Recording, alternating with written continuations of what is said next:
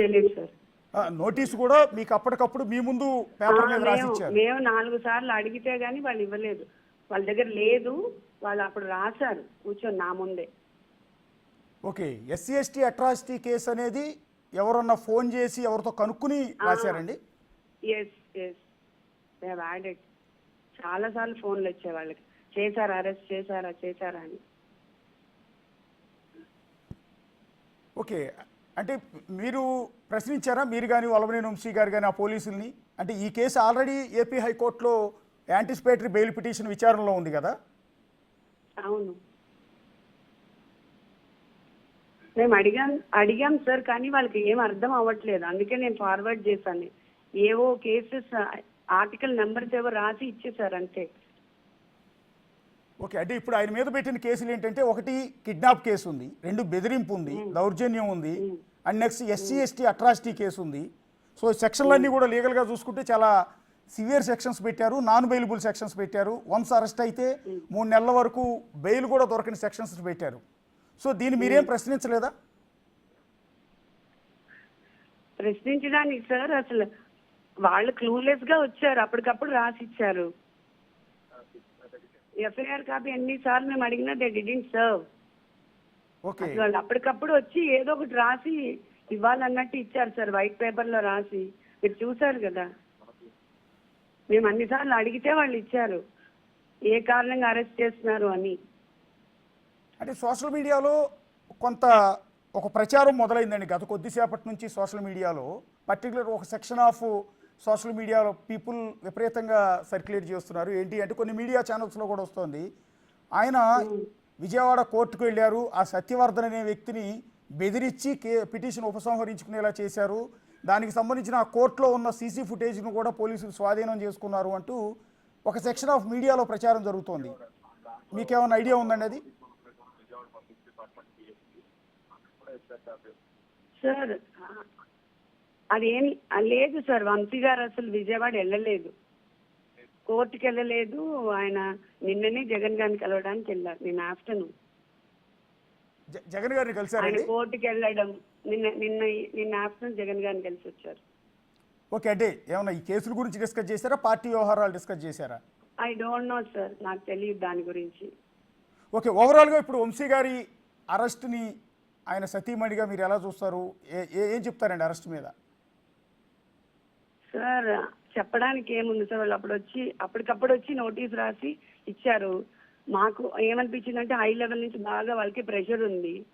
Because వాళ్ళందరూ వంశీ గారికి తెలుసు, అందరూ వచ్చి చాలా ఒబీడియంట్ గా ఉండి తీసుకెళ్ళిపోయారు.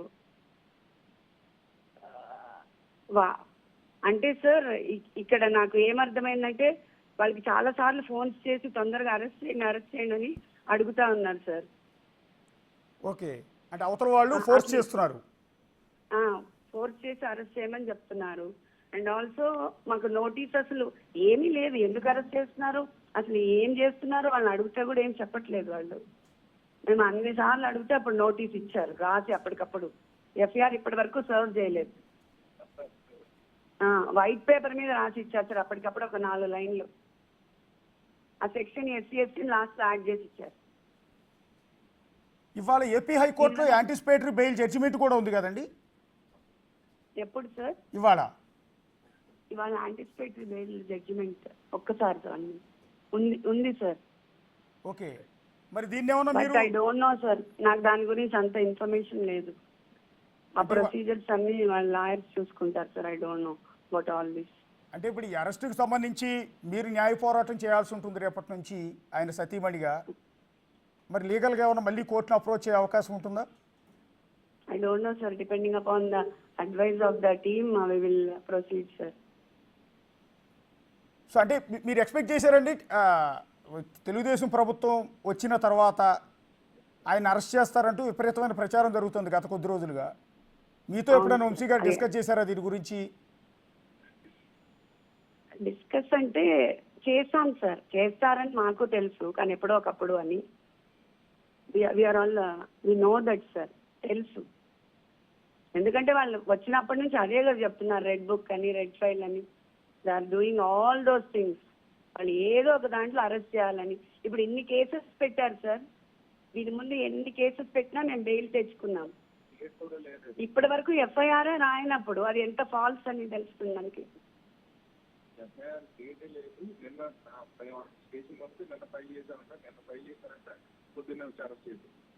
నిన్న ఫైల్ చేసి పొద్దునొచ్చి అరెస్ట్ చేశారు. మాకు ఇంతవరకు కాపీ సర్వ్ చేయలేదు సార్ ఎఫ్ఐఆర్. అంటే ఇదంతా కక్షపూరితమైన అరెస్ట్ గానే చూస్తున్నారు మీరు? అవును సార్, వెరీ మచ్ ఎవిడెంట్ కదా. విజయవాడలో కూడా మాకు ఇప్పటి వరకు నోటీస్ సర్వ్ చేయలేదు. మేము వెళ్ళి అడిగినా ఇవ్వట్లేదు వాళ్ళు ఎఫ్ఐఆర్ కాపీ. స్టేషన్లో మా వాళ్ళు ఆల్రెడీ వెళ్ళున్నారు కానీ దే డిడ్ంట్ సర్వ్ ఇట్. అంటే తెలుగుదేశం పార్టీ శ్రేణులకు వల్లభనేని వంశీ గారంటే ఒక విపరీతమైన ద్వేషం కూడా కనిపిస్తుంది. గతంలో 2 సార్లు ఆ పార్టీ తరఫున ఆయన ఎమ్మెల్యేగా గెలిచారు, ఒకసారి ఎంపీగా కూడా పోటీ చేసి ఓడిపోయారు. అలాంటి పార్టీ అధినేతని నారా లోకేష్ని లేకపోతే ఇంకొకరిని ఆయన దూషించారు అన్న ఆ కోపం, ద్వేషం టీడీపీ కార్యకర్తల్లో, వాళ్ళు పెట్టే పోస్టుల్లో, వాళ్ళు చేసే కామెంట్స్లో చాలా క్లియర్గా కనిపిస్తోంది. సో ఆయన సతీమణిగా మీరు దాని గురించి ఏమైనా మాట్లాడతారా?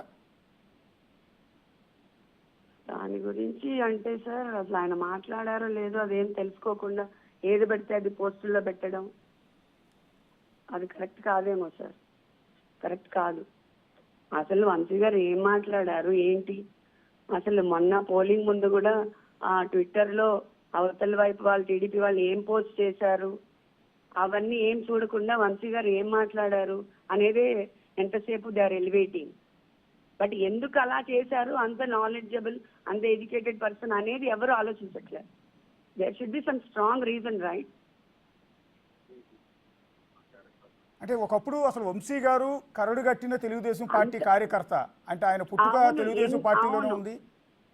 అవును, అసలు తెలుగుదేశం పార్టీ జెండా కప్పుకుని ఆయన బయటికి వెళ్ళేవారు, తెలుగుదేశం పార్టీ ఎల్లో షర్ట్ వేసుకుని తిరిగేవారు, ఆయన ఇంటి మీద తెలుగుదేశం పార్టీ జెండా ఉండేది. అలాంటి వ్యక్తి ఎందుకు పార్టీ మరి వైఎస్ఆర్ కాంగ్రెస్ పార్టీలోకి వెళ్లాల్సి వచ్చిందండి? అది ఎవరు అర్థం చేసుకోవట్లేదు కదా. ఎందుకు పార్టీ మారాల్సి వస్తుంది సార్? ఊరికే మారిపోతామా పార్టీ? సార్ అవన్నీ చూసుకుని అప్పుడు చెయ్యాలి, అప్పుడు మాట్లాడాలి. కానీ ఏమీ తెలుసుకోకుండా క్యారెక్టర్ అసాసినేషన్ చేసేయటం, ఎలా అంటే అలా మాట్లాడేయడం, సోషల్ మీడియా ఉంది కదా అని ఎలా అంటే అలా ప్రచారాలు చేస్తే ఎట్లా కుదురుతుంది సార్? మొదలు పెట్టింది వాళ్ళు సార్. అంటే ఇది సందర్భం కాదు, దానికి కౌంటర్ వంశీ గారు ఇచ్చారు. అసలు మొదలేదో మీరు తెలుసుకోవాలి. అంటే ఇది అసందర్భం. కానీ యాక్చువల్లీ చాలా మంది రైట్ చేస్తున్న టీవీ9లోనే అపోజ్ చేశాం కదా సార్ మనం. ఓకే, అపాలజైజ్ కూడా చేసాం. మళ్ళీ వాళ్ళు మొదలు పెట్టారు, మనం మాట్లాడినా మళ్ళీ అపాలజైజ్ చేసాం కూడా. Okay, apologise.